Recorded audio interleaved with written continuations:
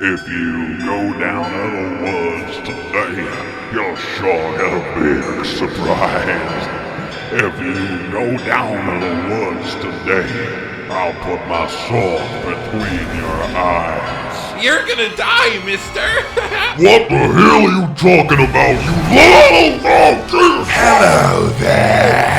What an exciting time to be a Monster Hunter fan. Hello, ladies and gentlemen, fellow hunters, and all-around lovely individuals. It's gotten a lot harder to wait for Sunbreak. I think we can all say that, between Espinas, between Gore, between confirmed massive title update roadmap plans, and of course a demo to give us just that teasy tease while holding back the real thing. I mean, basically, I'm existing in a permanent state of...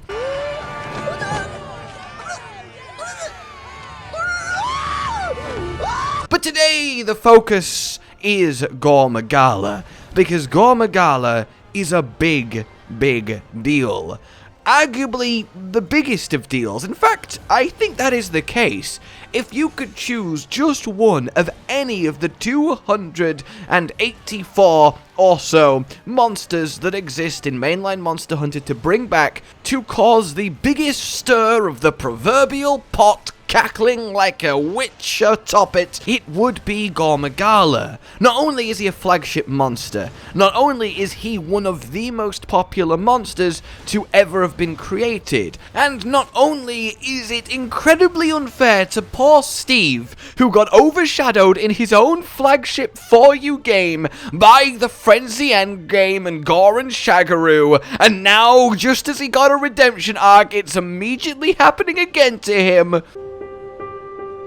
It also has massive ramifications, implications, exactly, to the game itself. Because look, we have had Gore Magala in two distinct forms. And those forms roughly are thusly. The first in 4U, where he was a significantly appreciable part of the story. In fact, he pretty much was the story. Solving the frenzy and then having the apex monsters, farming them, the Caravaneer and his lovely winning smile. That damn smile. Like, he was it, right? And it was very cool. This mysterious black fog, this virus that would bring monsters back into frenzied rages, destroying the ecosystem. A real, proper, alarming situation for the guild, sending who they could to work out just what the hell is happening and how to put an end to it. That was awesome, and the 4th gen is the first time I feel properly like Monster Hunter had a story, that had a clear goal and an end game, other than, why is the floating town shaking? Woo! Of course, I love the 3rd gen, but you know what I'm saying, right? And then we had Generations Ultimate, where Gore was kind of in the game, right? And Frenzy Virus was in the game, yes, sure, but at the same time, the frenzy was certainly not a big deal. It wasn't a factor, it wasn't a story beat. It was just, hey, Gore's a monster and he's in the game. Let's not worry about frenzy monsters. Don't worry about that. Let's just all enjoy him, but leave him just there. So which one of those two are we going to get in Sunbreak? That is a big question to answer, because obviously Gore comes with, well, he's a legend. He is a legendary monster, and because he has such an apocalyptic event tied to him, I've always maintained you can't bring Gore back without doing a frenzy storyline. It wouldn't make sense in modern Monster Hunter, because they care a lot more about the narrative and the ecology of the creatures. Though of course, gameplay and the fun of it always should, and rightly does, come first. And therefore he'd be a perfect DLC monster, along with Shagaru as the big boss of it. Add them both, have a little few story beats of frenzy after you've solved the main issue in the main part of the game. But no, this time around we have Malzeno doing, you know, shady Malzeno things, but then we also apparently have Gore Magala on top of it? So is Gore Magala just naturally native to Elgato? and the region that it, well, inhabits, that Fiorane and Rondine are from, that the princess is from, that presumably has the king and the queen, and all of that good stuff. And for them, is it just something that they kind of have to deal with? Or is it going to be a surprise shock in the story, like, oh, Gore Magala's here as well! Oh my god, how is this happening as well as what's happening? This is an issue, we need to deal with it, monsters are going frenzy! Like, Gore Sarag in this little snippet, presumably this is Gore's intro cutscene, he is getting full overtaken by the frenzy. It's misting in, it's enveloping him, Gore has landed. He is hunting Gore Sarag here, but once he's done, is Gore going to rise again? Is there going to be frenzied monsters on maybe Gore's specific hunts, but not in general? I cannot believe and don't believe that they would redo an entire frenzy storyline, that they would redo frenzied monsters as an endgame cycle, as a thing.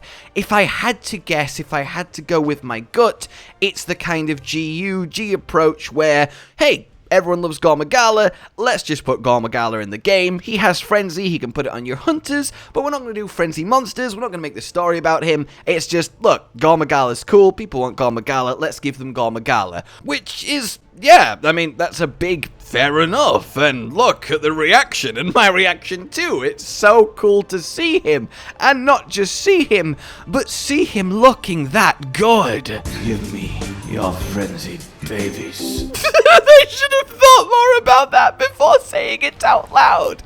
Okay, so I suppose the first question, of course, to ask you guys is, do you prefer Gore being a main story focus, or prefer / you're okay with him just kind of being there as a monster, and it doesn't really go any further than that? Me, I really could go either way. It's just great to see him. He's looking beautiful. The frenzy effects are looking gorgeous. His purple glow, his feelers. My word, I want to feel his feelers. And then, of course, well, for those of you that are like, okay, so Gore? What the hell is Gore? Because we have a lot of Fifth Fleet hunters that might have never played the older games, and there is nothing, of course, wrong with that. Well, Gore is a big subject to go into, because he comes with, again, this apocalyptic frenzy virus that makes monsters go mental, with an entire plague, an entire storyline, an entire game revolving around him, and he's a big deal, along with Papa Shagaru, which we'll get to in a second. It's not really something that you can TLDR. I will, however, link down below to my lore video on Gore. That goes over everything that he is, how he does it, how he fights, how he works, lore ecology, everything you could want to know about this legendary, incredible creature. And that, I think you will find very, very much pleasing. But for now then, of course, the question does remain, Shagaru Magala. Shagaru Magala. I see you've met less of me. Well, trust me, there's a lot more for you to see. Shagaru Magala coming at you, Godfather. How much farther can you get before you're gone? I'm bored. The adult form of Gore Magala, a true Elder Dragon, and a much, much larger threat than Gore himself. On one hand, it would make sense because, hey, Sunbreak needs more Elder Dragons and they can't all be new. We can't just rely on the Teostra, Kushala, Chameleos to carry it again. We need more general fighting the Elder Dragons to fill up the endgame, because Master Rank is all about challenging endgame, and if you've got Gore, then yeah, it makes sense, put in his adult form. But we've seen lots of baby monsters in Rise, Zamites or Rocktors, that don't get, well, their big boy versions, so it's by far and away not guaranteed. And also, we have Espinas now, right? Which means the frontier door, as I said in the earlier video on Espinas, is well and truly open. Which means, I mean, there is a version of Gore Magala and a version of Shagaru in Frontier that are very different, that are very much pretty like butterfly true forms, the exotic species.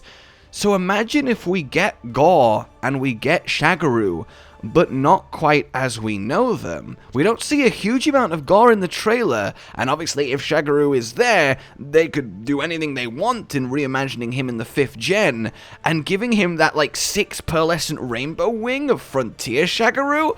I mean, that would be a plot twist, wouldn't it? With true frenzy mode, an extra level of enrage that is just ridiculous. It gets you wondering. But yeah, I really don't know. If I had to commit, I would err on the side of Shagaru is a thing, because I think it ultimately makes sense. I think it's a natural progression of Gore, and Shagaru is a monster that naturally fits in a difficult Master Rank endgame, as opposed to like just shoving an early game Zamtrios in because there's Samites. It's kind of apples and oranges in that regard. Though still, why can't you compare fruit? In any case, this is kind of a tumble-jumble of thoughts that I wanted to get across on Gore, because yes, it's a big deal. Is the frenzy going to be a proper thing or just a status while fighting him? Does Shagaru come with him? Does the Frontier influence affect Gore and Shagaru? There is a lot of questions to answer and precious little evidence pointing in either direction. But to kind of round this out, I do want to specifically go over the bit of Gore that we got and everything that he's actually doing. Obviously, in terms of raw power, he's actually overpowering a Gosharag, and we know how strong Gosharag is. Now, granted, he's not got his ice blades out here, and it is a surprise attack, and he's having the full weight of Gore on him. It's not exactly the fairest of fights, but I like that this is a nice touch, probably a homage to Gore's original cinematic introduction, where he also Gumba Stomps Tigrex. Gore Magala! And that seems to be a consistent way that Gore Magala hunts, because although he's very fearsome, he does rely on more ambush and guile, because he is a juvenile and he exists to reach the adulthood of Shagaru, which is really, really neat. He lets the frenzy do the work in a lot of cases. He's of course got his wing arms ready for deployment, and he has his classic frenzy ball shoot, shoot, shoot triple as they dart around. He has got his big blast sweeps of frenzy. He has got his frenzy mode where his feelers pop out, his wings are shake, his extra wing arms come down, and he starts getting a lot more reach, speed, and power. Oh, that glowing purple is just beautiful. And in that mode, yes, he has got his usual roster of physical attacks and his singular massive explodey bomb sideways spreading frenzy blast. That's very, very cool, but that's pretty much all we see of him. So, yeah, as I said, there is a lot of mystery still to have. The official Sunbreak website doesn't add too much more, really, just a little bit of the lore of Gore, which you can find out in depth, again, with the video that I will link down below. One thing I do want to highlight, though, is the flowing, like, fog of his wings. Finally, now they can accurately represent visually in high fidelity, in beautiful, beautiful aesthetic, his frenzy spreading mechanism, where he literally sheds and sprinkles into the air his frenzy scales off his wings, and then they disintegrate and become the purple powder that infects you. And you can just see his wings kind of almost like fire as they just constantly churn out these frenzy particles, and that is a lovely, lovely touch.